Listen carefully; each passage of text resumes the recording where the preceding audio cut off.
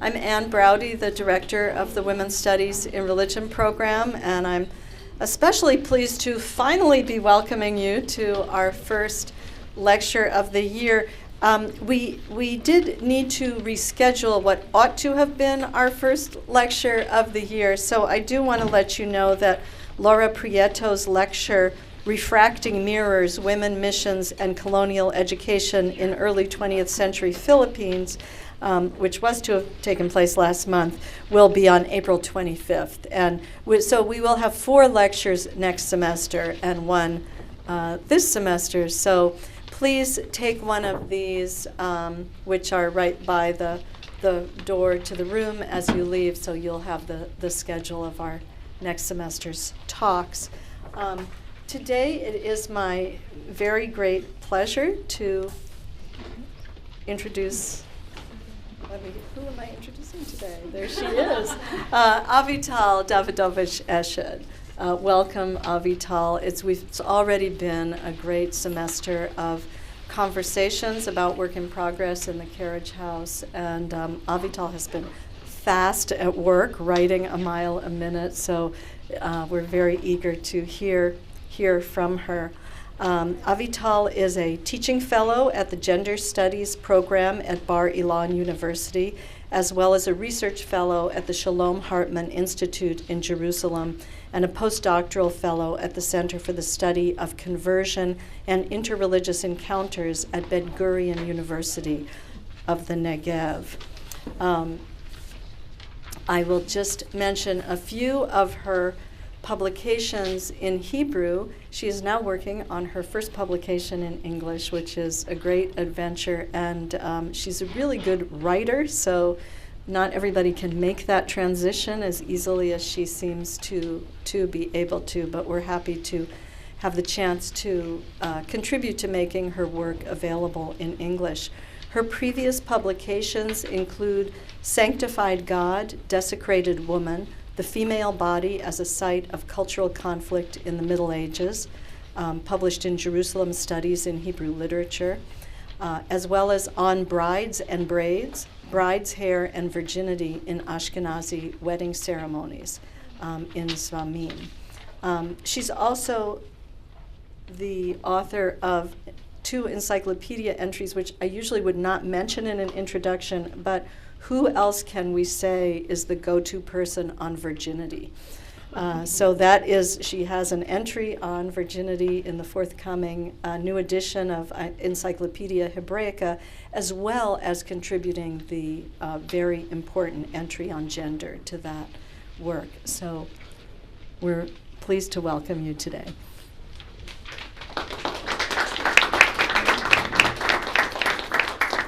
Thank you so much, Anne. And this is such an honor and privilege to be here today. And I know that a lot of you has to go by 2, so I'm not going to give a lot of thanks, but I must give some thanks. So to the HDS, to Harvard Divinity School, and I see Dean Hampton is here.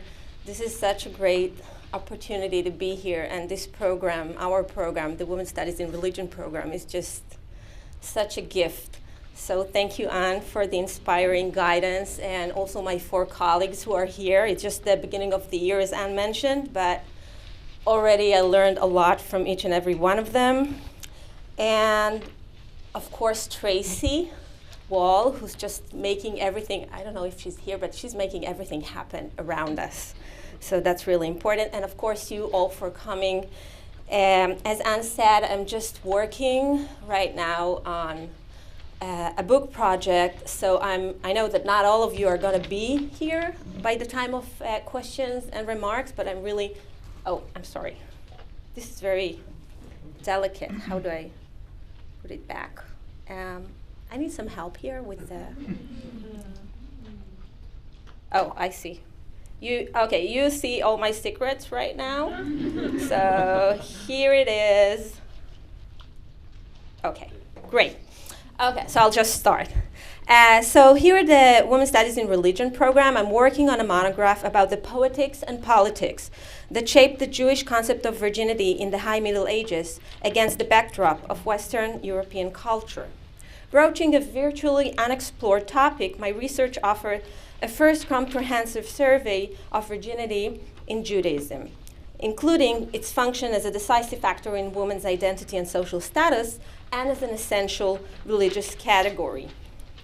When we point to a woman and say that she's a virgin, it might seem that we're making neutral statement about her lack of sexual experience. In some contexts, we may have in mind an anatomical detail. Her hymen is intact. But in fact, such statements about a person's body and sexuality are almost never neutral or natural, but are the product of social norms, cultural traditions, religious and political ideologies, and changing historical circumstances.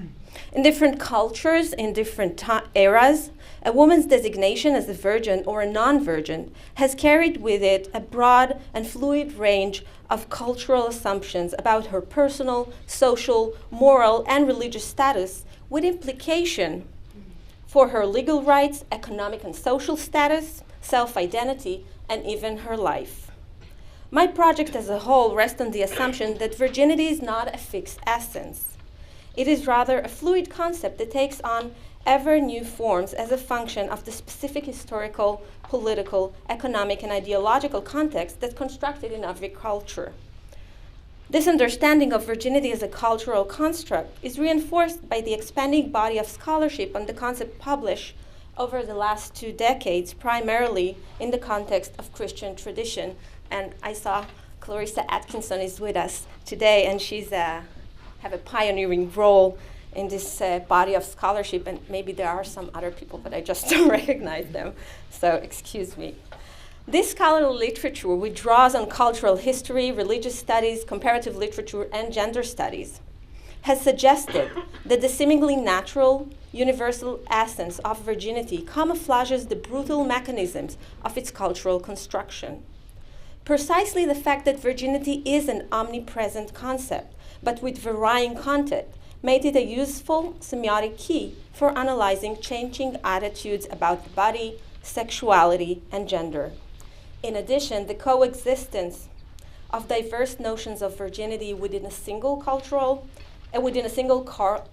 or in parallel cultural spaces turns it into a privileged means for illuminating power relations within a society and for studying encounters between different cultures. My work on the medieval European Jewish concept draws on a wide spectrum of Jewish sources. This includes the variegated literature on Jewish law, halakha, and Jewish custom, as well as biblical commentaries, midrashim, liturgical poetry, historical chronicles, and Hebrew illuminated manuscripts. My inquiry proceeds along 2 axes. The first, which is diachronic, considers medieval Jewish concepts of virginity in light of the classical texts and identified both continuity and change within Jewish tradition. The second axis, which is synchronic, considered the Jewish concept of virginity in light of the centrality of virginity in medieval Christian Europe and in the Jewish-Christian polemic of the Middle Ages. Am I going too fast? Okay, I have the tendency to do that, so just stop me if I do. Okay, no complaints. Good. Virginity was an ideal shared by Judaism and Christianity, but also a point of fundamental controversy between the 2 religions. This duality made it a loaded symbol and discursive topic through which Jewish society worked out its internal tensions and redefined its self-definition vis-a-vis Christian society. In my talk today, I wish to concentrate on this particular aspect, how the concept of virginity was employed to articulate Jewish communal boundaries and was enlisted in the service of intercultural polemics. To demonstrate this point, I will share with you my close reading of a medieval Hebrew text that recounts the death of a young virgin. Our story appears in a long Hebrew chronicle describing, and you have the handouts in your hand, and I see most of you are already reading them.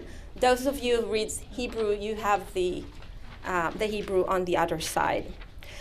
So the Hebrew Chronicle describing the brutal assaults on the Jewish communities of the Rhineland at the start of the First Crusade in the spring of 1096.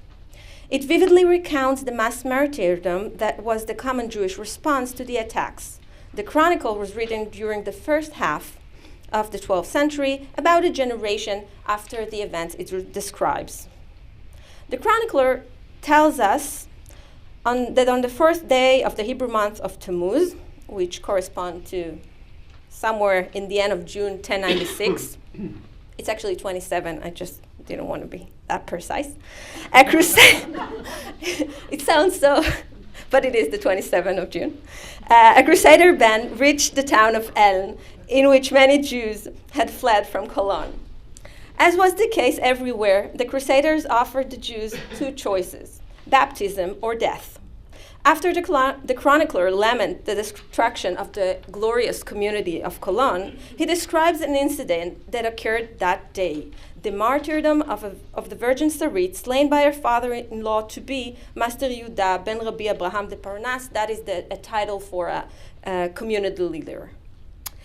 I cannot do justice to the richness of this text today. I will only highlight one aspect of the story thus far neglected by scholars, namely Sarit's status as a virgin. My thesis is Sarit's virginity and the meaning assigned to it are fundamental for understanding the story. I'm starting to read the story from the third paragraph. The first two paragraphs, the first one, the chronicle begins with high praise of Master Judah, and then proceeding to the events, and he mentions that many women chose death over apostasy that day. So I'm starting at paragraph C. When Sarit, the virgin bride, who was beautiful and lovely, and most pleasant in the eyes of those who beheld her, saw how they killed themselves with their swords and slaughtered one another, she took fright at what she was seeing and wanted to escape through the window to the outside. But when her father-in-law, the pious Master Yehuda ben Rabbi Avraham, saw that such was his daughter-in-law's intention, he called to her, "My daughter, since you will not be married to my son Abraham, you will not marry the other, the Gentile." And he caught hold of her, took her out of the window, kissed her on the mouth, and raised his voice, wailing together with the maiden. Bitter of heart, he cried aloud to all those present, "Behold, all of you, this is the wedding of my daughter, my Kala," which in Hebrew is both daughter-in-law and bride, that I'm performing today.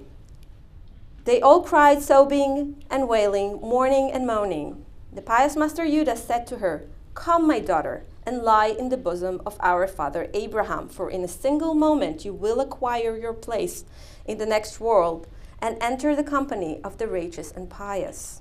He took her and laid her on the bosom of his son Abraham, her betrothed, and with his sharp sword cut her in two pieces through the middle. Then he slaughtered his son as well. It's good you already have lunch. Even among the extremely violent situations recounted in the Hebrew Chronicles about 1096, this story stands out for its brutality. Most troubling is the manner of Sarit's death, which does not seem to have any parallel in these chronicles or other Jewish accounts of the events. Why does Yehuda cut Sarit in half? And what is the significance of her being a virgin? I would like to link these two questions because I see Sarit's virginity and her bisection, sort of symbolic and cruel defloration, as interwoven. Although the narrative claims to recount a specific event, its stylized language suggests that its meaning is more universal. I propose to read this story as addressing the anxieties about the social and religious boundaries of the Jewish community in times of turmoil and catastrophe. Sarit's virgin body becomes a site where the internal and external struggles of medieval Jewish community find resolution, both actual and metaphorical. This reading is based on the idea that the need to define a community's identity and boundaries, especially when this identity is seriously threatened, is frequently expressed through definition and demarcation of the human body. As famously demonstrated by Mary Douglas and many others, the human body can be a symbol of every bounded system. The main function of all the notions of separation, purification, demarcation, and punishment is to impose some method on bodily experiences which by their nature tend to be chaotic. This is especially prominent among minority groups who feel threatened consequently. And here I quote Douglas, who is saying in Purity and Danger, the threatened boundaries of their body politic well mirrored in the care for the integrity, unity, and purity of the physical body. In fact, the boundaries of the physical body too are socially constructed. If the human body is a metaphor for society, then any penetration of it that is inappropriate or unacceptable to the hegemonic order may be a source of pollution and danger. The desire to protect certain body orifices parallels society's desire to defend its cultural, religious, and political unity. Women's bodies are often the focus of the mechanisms that construct communities' identity. The defense of their sexual purity becomes a matter of cardinal social significance, and their virginity functions as the seal of its solidarity and the guardian of its boundaries. In our story, too, the defense of communal boundaries is implemented on Sarit's body and triggers her murder. Sarit refuses to cast her lot with the other women who sanctify God's name and kill one another. She wants to run away and escape the fate that her society assigned to her, to die a martyr's death. In the world of the Chronicles, the mere hint that she might bolt undercuts the otherwise uniform acceptance of martyrdom. Master Yehuda, her father-in-law and leader of the community, cannot bear the thought that Sarit will run away, not because he wishes his death, but because another reason which he states explicitly. Since you will not be married to my son Abraham, I'm quoting from the story, you will not marry the other, the Gentile. The hegemonic order represented here by Master Yehuda cannot tolerate the possibility that Sarit's virgin body will be penetrated by the other. Her desire to remove herself from the order and act as an independent subject requires violent reaction, a public and unambiguous act that will restore order. And here I go back to the text, to paragraph E, and I'm reading. He called Haldover, took her out of the window, kissed her on the mouth, and cried aloud to all those present, behold, all of you, this is the wedding of my daughter, my Kala, that I'm performing today. By cutting her in two pieces, Master Yehuda returns Sarit to what he views as her appropriate place, the physical bosom of his son Abraham and the symbolic bosom of Abraham the patriarch. But in his desperate attempt to preserve the social order, Master Yehuda breaches the very same order by overstepping the appropriate sexual distance from his daughter-in-law and kissing her on the mouth. The story's bloody end is also clearly sexual, although the cut through her middle could have been crosswise or lengthwise. A longitudinal cut from the head to crotch is more likely as the only way to divide a body into symmetrical halves.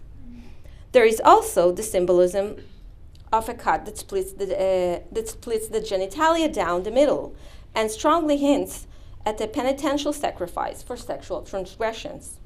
In addition, the phrase through the middle in two pieces, shnei gzarim batavich, might allude to the covenant between the pieces in Genesis 15. This gives Master Yehuda's action a mythical dimension as a reenactment and ratification of the ancient covenant between God and Abraham. Somewhat paradoxically, this tale of intense religious and cultural conflict highlight images and ideas shared by Jews and Christians in the Middle Ages. These common aspects are evident in the correspondence between Sarit's story and the biblical tale of the virgin daughter of Jephthah the Gileadite in the book of Judges. Highlighting the links between the two virgins will help clarify the role of virginity in our story as I see it. Like Jephthah's daughter, Sarit falls victim to the zealotry of a father figure. The virginity of Jephthah's daughter is repeatedly emphasized in the biblical text, while Sarit's virginity is essential to our story. A brief survey of the Jewish and Christian exegetical tradition of Judges chapter 11 will clarify the link between the girl's sacrifice and her virginity. As you may remember, Jephthah vowed that if he defeated the Ammonites, he will offer the Lord whatever or whoever is the first to greet him when he returns home in triumph. That turns out to be his only daughter. Her response to her father's broken-hearted report of his vow is to request 2-month reprieve so that she can go into the hills and mourn her virginity. Then, after 2 months, she returns to her father, and the story concludes with a very ambiguous verse saying, "He did to her as he had vowed. She had never known a man." That's verse 39 in Judges 11. Commentators of every generation, Jewish and Christian, have found it hard to accept the idea that Jephthah offered a human sacrifice. They ponder whether the sacrifice was real or symbolic, whether Jephthah killed his daughter, as Abraham was about to kill Isaac, or whether the young girl's sacrifice is her consecration to the service of God in cloistered celibacy. The line in Jewish tradition that was critical of Jephthah tended to see the sacrifice as precisely that. By contrast, medieval commentators like Avraham ibn Ezra from the first half of the 12th century and David Kimchi from early 13th century, who were familiar with Christian female monasticism, were more likely to read the story allegorically. Christian commentators, too, were divided into the literalist and the allegorist. Christian literal interpreters saw Jephthah's daughter not as a helpless sacrificial victim, but as a heroic virgin who went to her death willingly, in the tradition of female martyrs. The allegorical interpretation naturally suited the Christian perspective very well. The sacrifice of Jephthah's daughter is a vow of chastity and her lifelong consecration to the service of God. In this reading, Jephthah's daughter is a prototype of the nun. In Christianity, virginity and life of celibacy were the highest expression of religious devotion. The virgin martyr and later the virgin nun is considered to be the bride of Christ. By contrast, a Jewish virgin bride is fulfilled only when she is redeemed from her virginity and produces children. The death of a Jewish virgin before she has realized her capacity for procreation is perceived as a tragedy. But this axiom is inverted in our story. Sarit's death as a virgin wins her eternal life and the promise of spiritual fulfillment, like a Christian martyr, as Judah promises her, in a single moment, you will acquire your place in the next world. In this medieval Jewish story, the martyred Jewish virgin is in no way inferior to the virgin martyr of the other religion. With regard to this story of Sarit, in particular interest is a Christological interpretation of the episode of Jephthah's daughter, as found in one of the oldest extant manuscripts of the Bible Moralisée, dating from the first half of the 13th century. And here, now it's not working. Cool. The other side, okay. In this medieval genre, illustrations of biblical events are accompanied by short moral homilies. Each page of the manuscript is divided into 8 illuminated medallions, whose meaning is explained by an adjacent caption in Old French. 6 medallions on folio 61 verso tell the story of Jephthah's daughter. Each vertical pair of medallions constitute a single narrative unit, in which the upper medallion depicts the biblical scene and the lower medallion reveals the Christological meaning prefigured by that event. Jephthah's daughter is identified here as a prefiguration of synagoga, the personified figure of the errant vanquished Judaism often used in medieval iconography. Her father, Jephthah, stands for Jesus. In the first medallion, I'm talking about the upper medallion, Jephthah's daughter is coming out to greet her victorious father. He is horror-stricken because he realized the implications of his vow. The caption for the lower medallion explains that the two characters are in fact synagogue coming out to meet Jesus. In contrast to the biblical story, what synagogue holds in her hand is not timbrel, but a bag of money. She is not dancing in honor of her father's victory, but as the caption informs us, she celebrates pleasure of this world, money and fleshly desires. In the next set of medallions, we see Jephthah's daughter accompanied by her girlfriend, speaking with her father and crying. On the basis of the biblical story, we would assume that she is asking her father for respite, to lament her bitter faith. But the caption indicates that she is requesting a stay of 40 days so she and her companions can go and have good time. The caption alongside the lower medallion explains that Jephthah's daughter is typologically synagogue again, and she's asking Jesus to spare her life. He complies with her request, after which she returns to her pursuit of money and the pleasure of this world. The last medallion, here it is, shows the actual sacrifice. In the upper medallion, we see Jephthah using a large sword to cleave his daughter in two, starting from the head down. The caption explains, here Jephthah sacrifices his daughter and cuts her into two parts. One part is white and the other is black. In the lower medallion, which concludes the story, readers learn that the two halves of the slaughtered girl's body symbolizes Christianity and Judaism.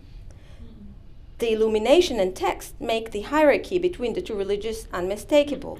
Jews wearing typical Jewish hats are falling from the down black side of the body, of the slaughtered body. The caption explains that the white side represents the church and faith, whereas the black side is the Jews who remain in darkness and have been deprived of God's love. In this interpretation, the sacrifice of Jephthah's daughter becomes the necessary amputation of an infected limb, with Christianity seeking to eliminate Judaism from its body. Judaism's moral inferiority emphasizes in the second medallion is why this painful separation must take place. The same imprinting of the abstract idea of separation and demarcation on the concrete virgin body is found in the story of Sarit. The visual similarities between the two stories are striking and obvious. The father, patriarch, Jephthah, Jesus, Judah, motivated by a paternalistic view of the collective welfare, cuts the body of his virgin daughter, ward, may it be Jephthah's daughter, synagogue, Sarit, in two. The young woman's virgin body is reduced to a symbol of the social and religious tension and serves as the site where this tension can be released. The social and religious identity of each group is constructed by means of differentiation between the we group and them. In our medieval chronicle, the desire for a physical and conceptual divide between Judaism and Christianity, between what is perceived as pure and what is perceived as polluted, is expressed in the virgin body of Sarit, of which the only solution deemed possible is implemented, the painful excision of the living flesh of the individual in order to save the whole. I propose that we see the severed halves of Sarit's body as an image of Jewish society's internal tension about martyrdom and the community's power over the life of the individual, as well as the external tension created by the theological and physical conflict with Christian culture. Both of these as well as the tension between both of these possibilities, as well as the tension between them, inform the story and endow it with meaning. Virginity symbolizes not only wholeness and completeness, but also vulnerability. As such, it is extremely appropriate metaphor for the Jews of Ashkenaz, who told this story and perceived themselves as holy community, a complete and autarkic social body on one hand, but facing perpetual threats and danger on the other. The fact that virginity was a key symbol for the other religion, and that the two sometimes made similar metaphorical use of the figure of the virgin bride, endows the Jewish use of it with a clear polemical dimension. Armed with these insights about the role of Sarit's virginity in the story and the light it sheds on Jewish community inner struggle and other challenges, I will now focus on what I see as key to understanding the Jewish discourse about virginity before concluding our discussion. The Jewish concept of virginity is complex and multifaceted. Its roots are in the Bible. In later generation, it was shaped by social and religious rituals and by halachic exegesis and jurisprudence. The rabbinic tradition that goes back to the Mishnah and Talmud deals with virginity when it expounds the biblical laws that apply specifically to virgin, that is, seduction, rape, accusation of premarital inchastity, the injunction that the high priest may marry only a virgin.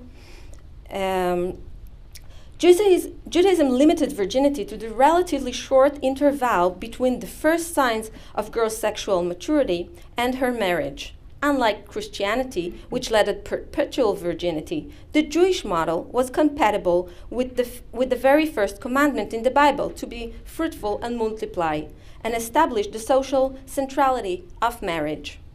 The religious meaning of female virginity stems from the connection made between retaining one's virginity until marriage and fertility.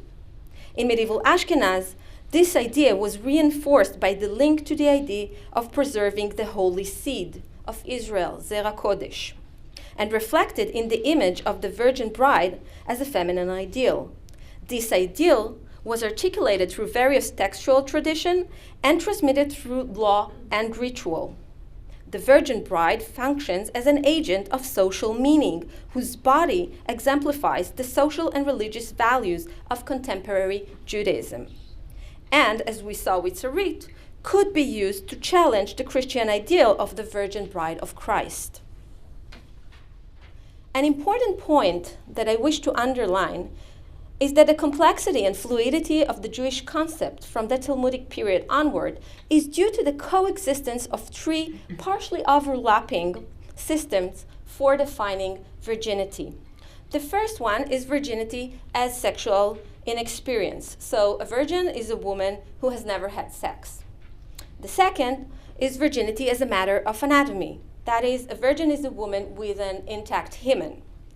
The third one, and the most elaborate and complex, is virginity as a legal presumption, based on various parameters such as age, social class, and marital status. A virgin, by that definition, is any young Jewish woman who has never been married. I just will give another example to specify. So a woman who was converted to Judaism after the age of 3 and a day, even if we know that she had never had sex before and that her hymen intact, by this definition would not be considered a virgin. Each of these three systems consider virginity through a distinct prism that emphasizes different social and cultural concerns.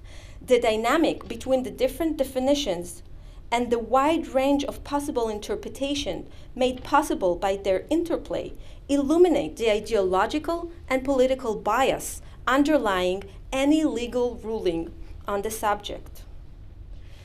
In the very short time I have left, I cannot go into the complexities of halachic definitions of virginity. For that, you're all very welcome to come to my course at HDS next semester. However, I would like to give a short example just to demonstrate this. So A 13th century halachic treatise from Ashkenaz named Sefer Asufot includes the following question addressed to a rabbinic authority. With regard to a young woman who was married and then widowed and says, I still have not had sexual intercourse and I am a virgin. Does she collect her ketubah, meaning the cash settlement payable for a widow or divorcee under the marriage contract? So does he collect her ketubah? Is it paid from the estate of her first husband, or is her case that of a woman who is only betrothed, who does not receive any settlement? And with regard the second husband, does he write her a ketubah specifying the amount of a virgin, which is 200 zuzim, that's the coin, or a ketubah in the amount set for a widow, which is only 1 mina, which is half, it's only 100 zuzim. The questionnaire is inquiring about the legal status of a young woman who was widowed soon after her wedding and its financial implications for her husband's heirs, and if she remarries. In fact, Jewish law has an unambiguous answer to this. It's a very simple halachic question. The Mishnah in the first chapter of Tractate Ketubot defines virginity as a formal personal status and the wedding as a ritual that institutes the marital bond. So here, virgin denotes the status of a woman who has never been married. A woman who had stood under the chuppah, the bridal canopy, loses her presumption of virginity. So this is the Mishnah is working with the third definition that we just articulated. But this definition clearly contradicts the woman's self-definition. She's saying, I still have not engaged in sexual intercourse and I am a virgin. The questionnaire, who no doubt has some knowledge of halakha, also understands virginity as a matter of sexual innocence or anatomy, which is the first or the second. Here it is not clear. Otherwise, there is no point in his questions whether she is entitled to the settlement due to a widow, and whether, should she remarry, she is entitled to the contractual settlement of a virgin, even though she already stood under the chuppah with a different man. The questionnaire perplexity exposes the tension among the several parallel definitions. In fact, these different definitions of virginity reflect another profound tension found already in the earliest rabbinic literature between two different notions of what actually institutes the marriage bond, the ceremony under the chuppah or intercourse. The ruling on this question will have immediate economic and personal repercussions, as well as more theoretical implications for subsequent rabbinic deliberations. This example shows that any study of virginity in Jewish societies must look beyond cultural definition. It also requires that we ascertain which social actors wield the power to define the contour of the female body and sexuality, and identify the institutional and cultural arenas virginity is addressed, challenged, or disputed. This case also highlights one of the main challenges I face in my research, which is the scattered and incidental character of the reference to virginity in Jewish sources. There is no formal theology of virginity in Judaism as there is in Christianity, so we must spread a very wide net in order to map the material that exists. We also need to develop new techniques of reading that will allow us to mine and uncover their treatment of virginity. Our reading of the story of Sarit is one example to the possibilities this sort of mining open for understanding old text in new ways, and the light that it can shed not only on Jewish perceptions of virginity, but on Jewish society in much broader sense. I'm concluding. As I have proposed, the concept of virginity functions as a sort of seismograph that traces historical variations of the social control of sexuality and construction of gender in Jewish culture. The sweeping cultural designation of a certain group of women as virgins, and the entrenchment of this designation in religious law, ritual, and social norm had and still has far-reaching implications for the social status and self-perception of Jewish women. Hence, my research proposed a thesis that goes beyond the specific context of medieval Europe and sees virginity as a fundamental concept of identity and an effective analytical category for studying the history of the sexual and gender economy in Jewish civilization.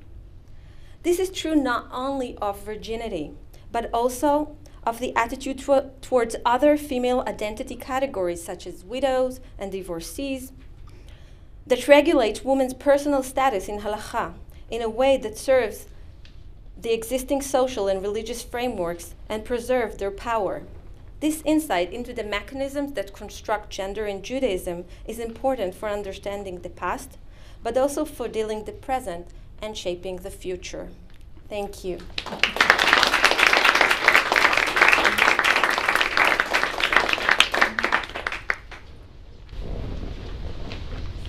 Some people have to go to classes, but we hope the rest of you can stay for a few questions. Do you want to recognize people? Yeah, I want to drink.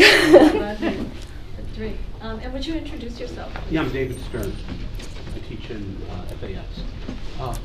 Now, this was really fascinating. I have a question about I'm quite fascinated by this longitudinal cut. Do you have other examples of that? Illustrations? I mean, is there anything like that in any Jewish text? Aside from the Greek Beit Harim? Because it does, yeah. So, yeah.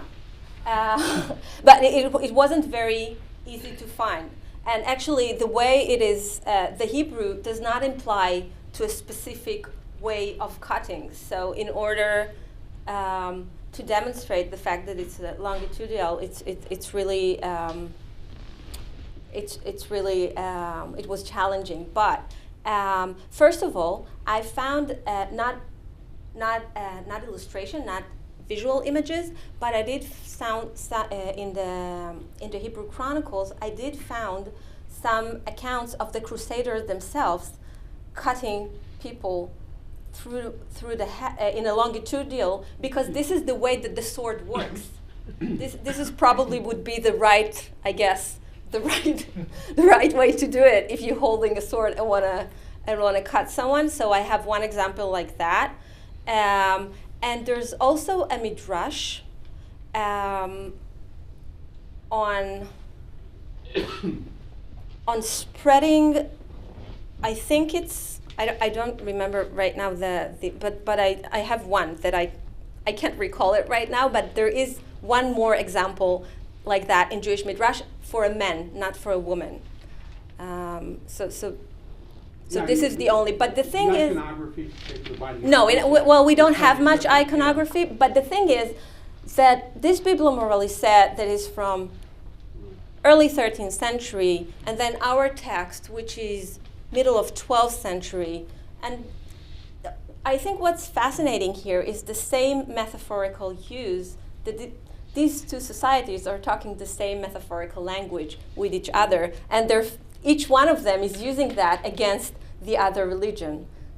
Yes? Coming forward. First of all, what a really powerful presentation and compelling comparison. Yeah, it's a pic. Yes. Everybody likes that. Thank you so much. Thank you. The juxtaposition is absolutely compelling.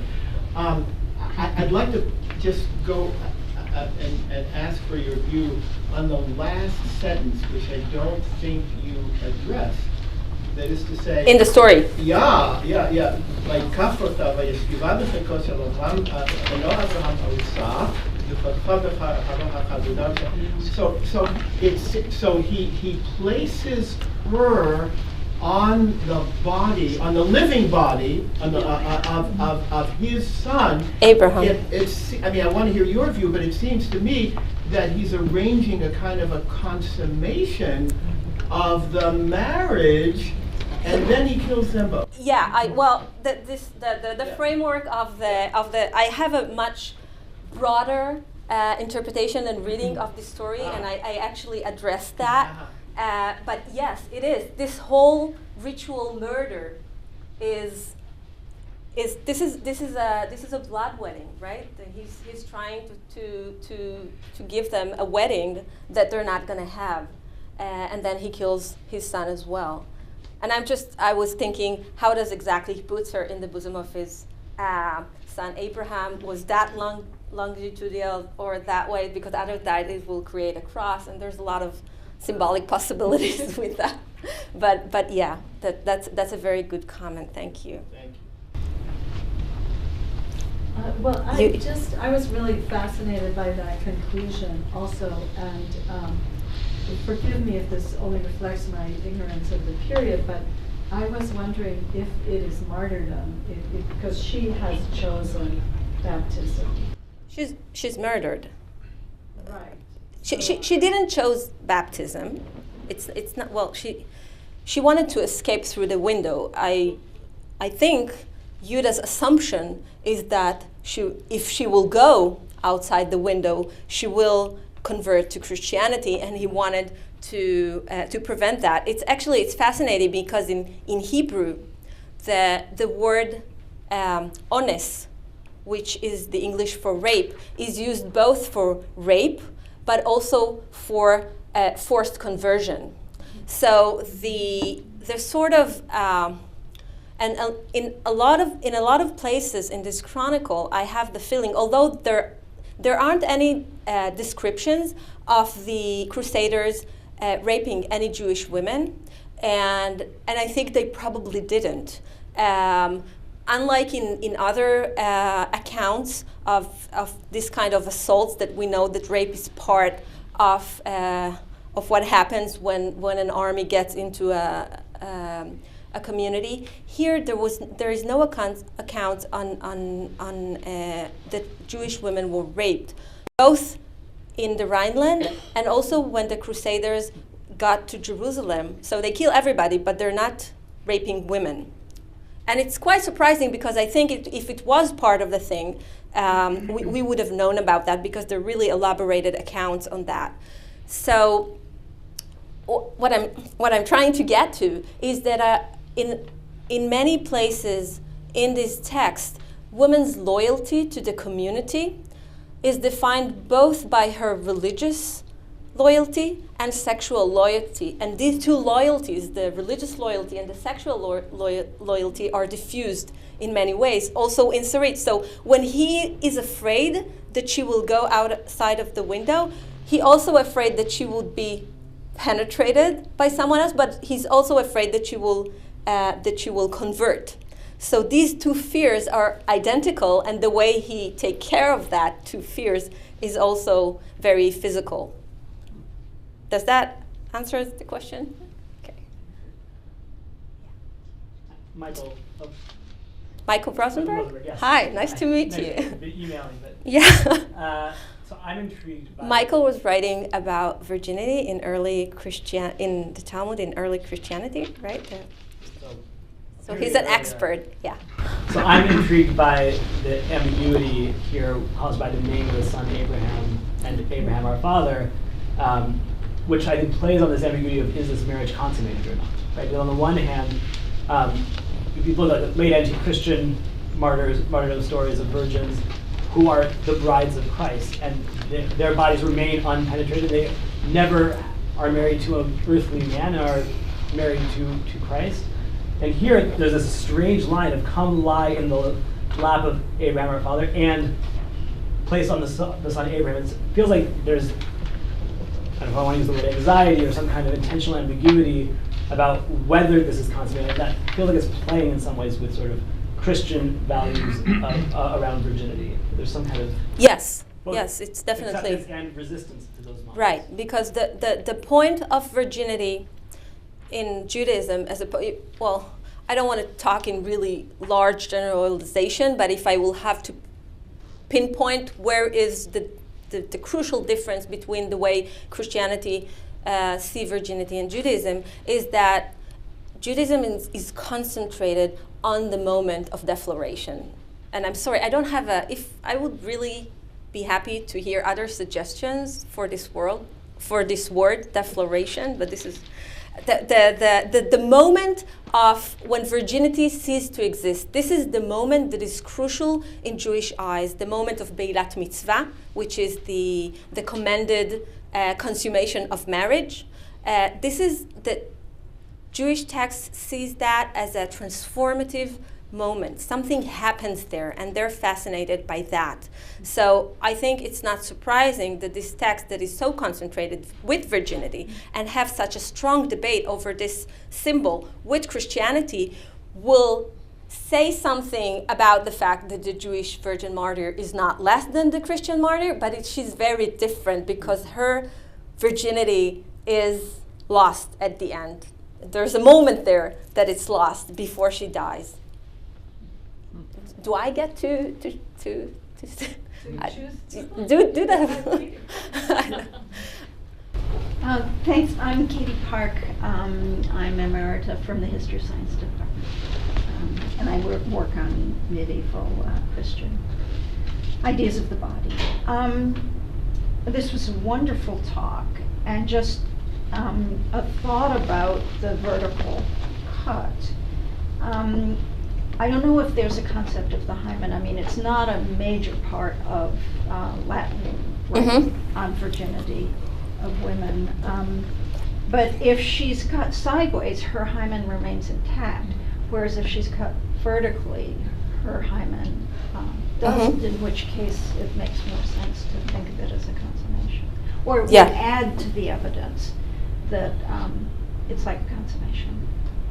Yeah, I was looking into the Hebrew, David Stern is not here anymore, but I was looking a lot through that question because it's critical for the sort of reading I'm trying to do.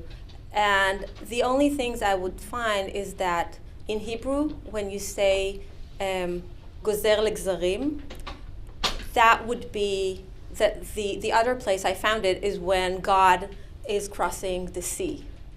Right, crossing, splitting. Thank you. The sea when the Jews are going out of Egypt, and there too, gozer yam suf ligzarim is also. There's no point of cutting the sea that way, right? Oh, everybody will stand in the water and wouldn't come across. So I was trying to find the roots of the word. So the only uses when I found that they say gozer ligzarim in the case of the sea. Is also longitudinal. And the fact, as Michael just said, that she's deflowered actually goes along with the interpretation. Yeah. Thank you. Thank you for your talk. I have very simplistic reading. And one is, and it starts with that whoever would be reading this story or this text would know that the women who are mentioned before had performed Kaddish Hashem, and that they would also know the story of Korach, and in which case they had that couple face to face had sinned, and they were pierced this way. So I think that the father-in-law. You're talking about Pinchas, the story of Pinchas. Okay.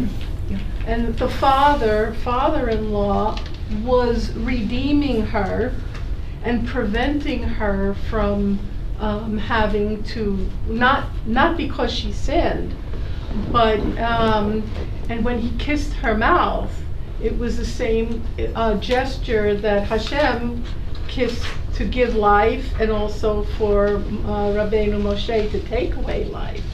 So he sanctified her, and she was cut a different way. Well, I didn't talk about the figure of Judah at all, and there's a lot to say about the way his character is constructed in the story. And Pinchas is a very strong allusion. Actually, Jeremy Cohen wrote about that, about the sort of symbolic figure of Judah and the characters he's corresponding with, and he was mentioning 4 characters. One of them is Pinchas, but yeah. Well, when we're dealing with symbolic language, there's a couple interpretations, but I think it wouldn't change the fact that Sarit's virginity here is a crucial key to understand the story. And May I add one more Yeah, small sure. piece? Thank you so much. The fact that the main characters are Abraham and Sarah, from whom everyone was supposed to descend. Yeah. The fact that she's virgin, in whatever way you take it, is extremely important, because the trauma of the Cologne community in this instance of a Shoah, or Well, it's not a Shoah. okay, well, very traumatic time for this long-established community. So it's kind of showing that the trauma is that there will be no descendants. That this time, this period, the social situation is so terrible that It cuts covenant the line. is gone. Yeah, So, that's an interesting point. Yeah. I think Susanna wanted to ask something. I thought we would just take the last questions and have you not answer each one individually, Okay. but we'll just hear all I have the a questions. really bad memory, so I need a pen. Well, you're not going to Okay, answer just- all of yeah, them because we just- don't have to. I'll Let's just pick. take from there, and then.